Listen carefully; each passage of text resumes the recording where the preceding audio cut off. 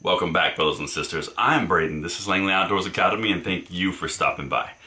Alright guys, tonight's video I'm amped to bring you because we have gun rights on the move again in the positive direction for the Second Amendment, this time out of North Carolina. Now you guys have been with me for a while. We've been covering this for about 8 months. What's been happening federally and nationally, but also on the local levels across the United States. But tonight, we're going to talk about North Carolina, and the Republicans there may actually be growing a pair because this is a positive direction thing. We're going to talk about it right now. The article for real review is linked in the description box below, and I want to know what you guys think down in the comments field because I love hearing you guys think about what you guys think about these reports. So here we go. Article we're covering tonight is a bill that would end sheriff's gun permits under review in North Carolina Senate. Now this is good, remember, because North Carolina is one of those states where the Republican legislature is led by a Democratic governor. So this is where it gets interesting. North Carolina Republicans are pressing ahead with legislation that would repeal the state's century-old practice of requiring residents to obtain a permit from the local sheriff before buying a handgun. This is a century-old law. Times have changed. The NICS system didn't exist. The FBI background check system didn't exist when this law was written. But that's why the Republicans are going after it, and this is common sense gun reform. Okay? This is out of Raleigh. Raleigh. North Carolina Republicans pressed ahead Tuesday with legislation that would repeal the state's century-old practice of requiring residents to obtain a permit from a local sheriff before buying a handgun. Now, specifically a handgun. This did not apply to rifles, only handguns, okay? Before I dive into what the pro and the con arguments are here, check out what the actual law is. This is from a lawyer group in North Carolina. Do I need to buy a permit to buy a firearm? Yes. If you are buying a handgun, no for a long rifle or shotgun.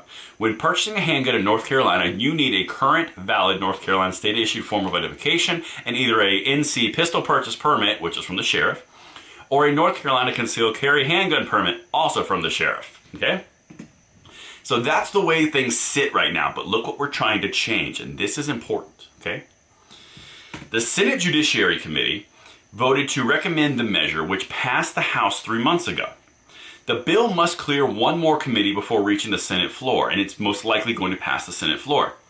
Democratic Governor Roy Cooper, who has supported gun restriction in response to situations of recent years, is likely to consider vetoing the bill if it gets to his desk. Now, the important piece here is that puts the pressure directly on the Democratic governor.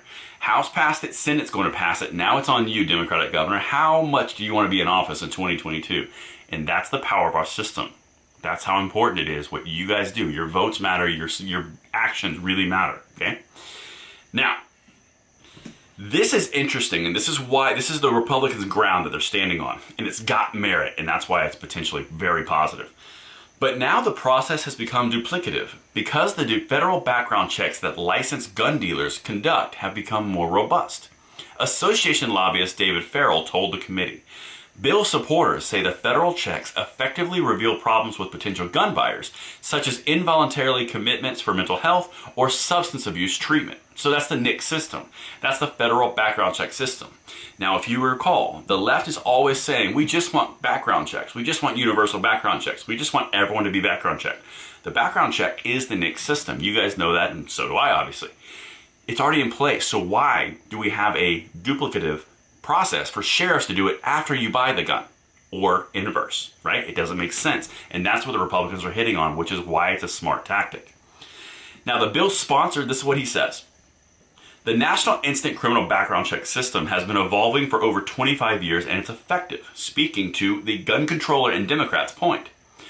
And it's effective. It is effective and it's instantaneous. Again, efficient, said Representative Jay Adams, a county Republican, and the bill's chief sponsor. The sheriff's permit requirement is felt to be obsolete at this point, which is exactly what it is, okay? Adams said he is committed to reducing gun violence by ending the permit requirement, he said. We release resources to the sheriff's departments to address more effective actions towards criminal behavior.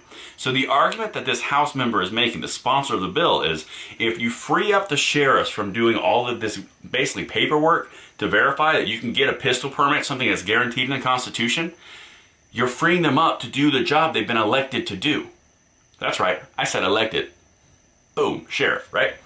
Now, This is where it gets really interesting because like I alluded to earlier, the Democrats are always saying gun control, universal background checks. Everyone needs to do a background check. Why don't you want to do a background check? Well, the fact is the NICS system is a background check that is federal. It is national.